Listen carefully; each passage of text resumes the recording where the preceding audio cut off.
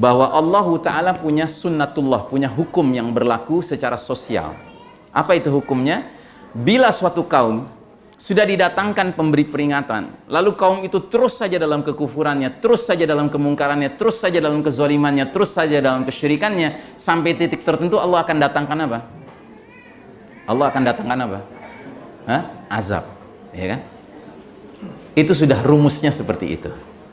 Dan perlu Anda ketahui, azab yang datangnya dari langit, ya, yang disebut batsyatal kubro. Batsyatal kubro itu artinya hantaman yang keras, yang diyakini datangnya dari langit, Pak.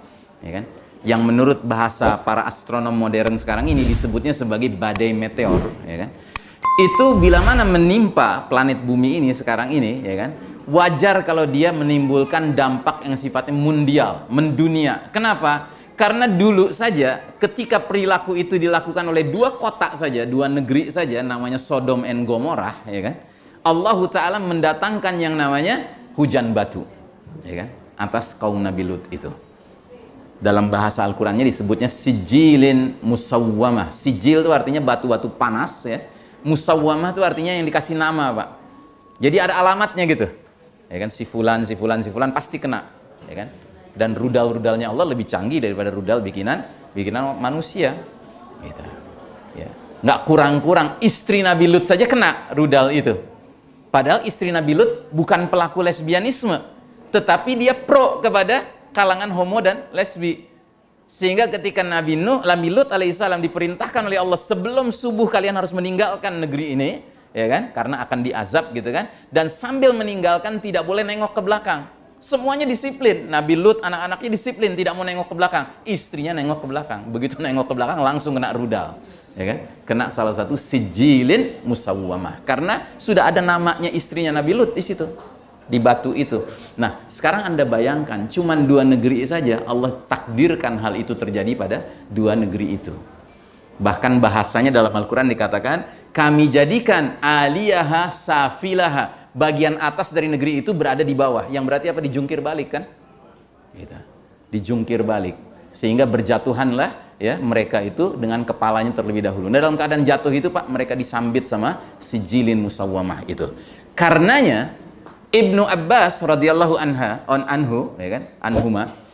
Ibnu Abbas itu salah seorang sahabat Nabi yang didoakan menjadi ahli tafsir oleh Nabi. Nabi pernah mendoakan khusus, ya Allah, lapangkanlah hati dan pikiran anak ini supaya menjadi faham dengan ya kitabmu.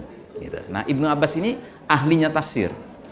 Jadi waktu Nabi sudah wafat, Abu Bakar sudah wafat, zaman kekhalifahan Umar bin Khattab, rupanya di daerah Syam itu di utara Pak, di daerah utara, kedapatan ada seseorang yang terbukti melakukan tindak pidana berupa apa? Perbuatan kaum Nabi Lut. Gitu, ya. Nah, pihak Syam, gubernur Syam ngirim surat ke khalifah nanya hukuman model apa yang harus kami terapkan kepada dia. Nah, yang ditanya adalah Ibnu Abbas oleh Umar bin Khattab, karena dianggap Ibnu Abbas paling ngerti tentang tafsir kan.